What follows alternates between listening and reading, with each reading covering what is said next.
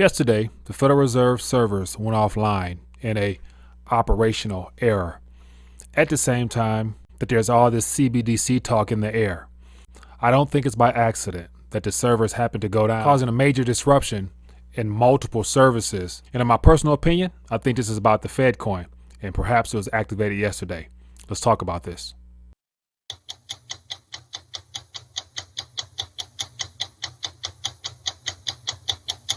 So I want to take a quick minute and share my 2 cents in another quick take format. And as always, for those that are watching this, if you enjoy this type of format, make sure you hit the subscribe button as well as hit that thumbs up notification, and feel free to share this information so more people can have some insights worth chewing on. And so yesterday, the Federal Reserve apparently went down for a couple of hours. And of course, when you have the world reserve currency, there's no room for error when you're responsible for the reserve currency of the world, where all governments around the world are dependent upon your national currency and your infrastructure to remain strong and stable.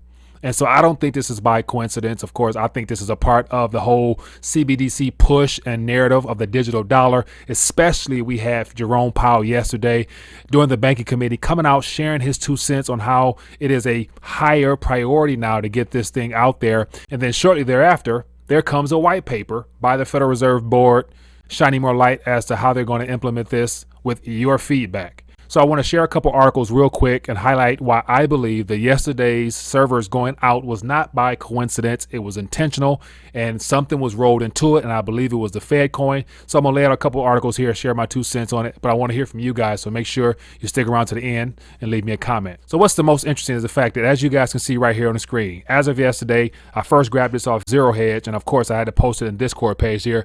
But as you can see here, account services, central bank, check 21, check adjustment, Fed ACH, Fed cash, all these services here was offline for a couple of hours except the Fed mail. But shortly thereafter, most Federal Reserve services restored after an operational error causes outage. How interesting.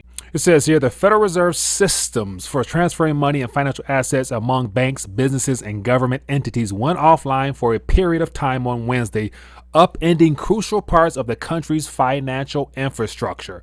The Fed said that a Federal Reserve operational error disrupted nearly all of the services the central bank provides as of 11:15 a.m. And of course, shortly thereafter, around 2 p.m. or so, I believe, everything's back online.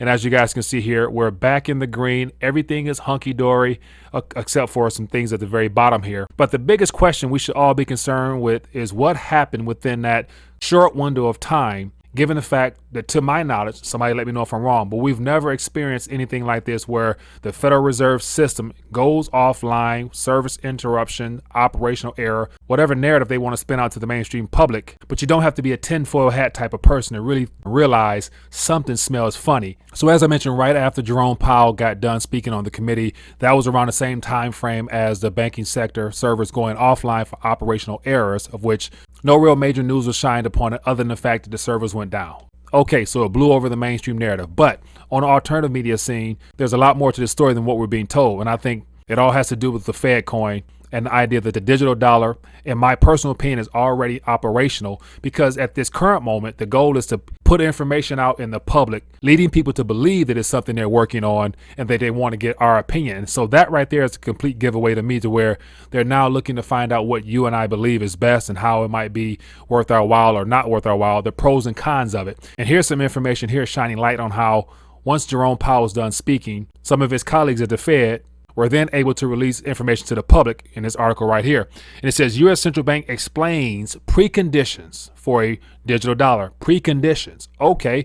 And so if they're really supposed to be just starting working on this, why would they be trying to warm us up with the preconditions, other than giving us insights into some of the possible objections that they may face in rolling this stuff out, and trying to clean the slate for them to be able to put it out there without many interruptions, because they can say, we've already told you about these things. So here I highlight a couple of things I want to go through real briefly. It says, hours after the U.S. Federal Reserve Chairman Powell declared 2021 to be a pivotal year in consulting the public on the digital dollar, his underlings issued a paper describing what that consultation might look like. And in Wednesday Fed notes, the Federal Reserve Senior Counsel Jess Chan, Payment Specialist Angela Lawson, and Technology Lab Manager Paul Wong said the onus would be on a broadly engaging the public regarding the pros and cons of the U.S. central bank digital currency. privacy issues, ease of use, security access, and delivery mechanisms should all be on the table as Fed officials work to sharpen a digital dollar with the public's help, the paper said.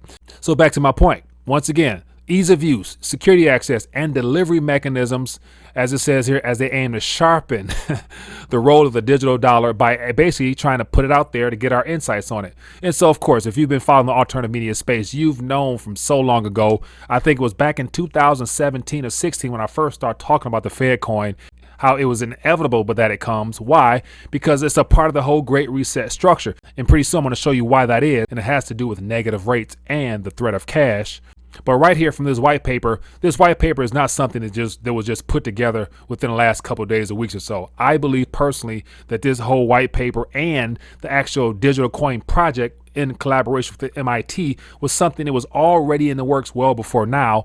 We were just told about it last summer after the Banking for All Act officially came out with more details as in how the Federal Reserve would issue the Fed now along with the digital wallets. And then to scroll down a little bit further here.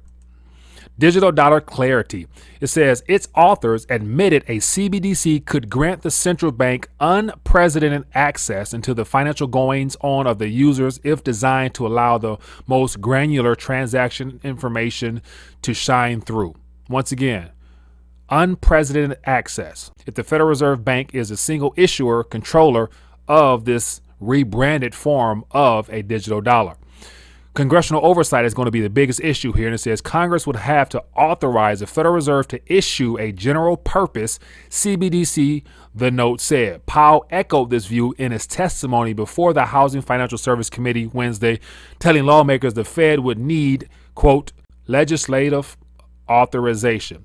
And as I've mentioned in videos in the past, pretty soon you can expect the Treasury and the Federal Reserve and Congress to want to address the Federal Reserve banking charter and make some modifications to it. But in this video right here, the Boston Fed's Jim Cunha, CBDCs are here and they're real. He shares with the viewers some nuggets I think is worth listening to. So the main thing we're doing is really technology research with MIT's digital currency initiative. So it's technology focused. Right now we're building a prototype just to see whether a platform can handle the unique needs of the United States. That particular effort is technology agnostic. We're not necessarily looking or excluding blockchain and distributed ledger type systems. In addition to that, we're also looking at not deploying 30 more, but looking at 30 more platforms. They could be distributed ledger open source. They could be private sector initiatives. But we're trying to understand what's the possible suite of technologies that could possibly support a CBDC, just say over the next 2 years or so, our research is going to take us. So there we have it. They're exploring different blockchains to bring about the whole CBD concept. And so, of course, none of this is new. It's something that they've been working on for quite some time now. And so I know a lot of viewers out there in the crypto space, I can already guess there's going to be a lot of people in the comment section talking about XRP and possibly Stellar.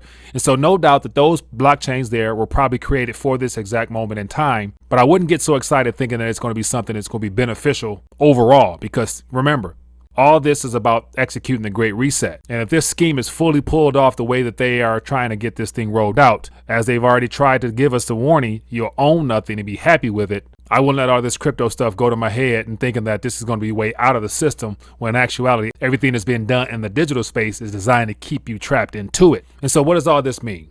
The central bank digital currency, in my opinion, has already been formulated as of yesterday when the system went down for a couple of hours. That was when they probably rebooted the system and uploaded the project that they've been working on with MIT as a test run.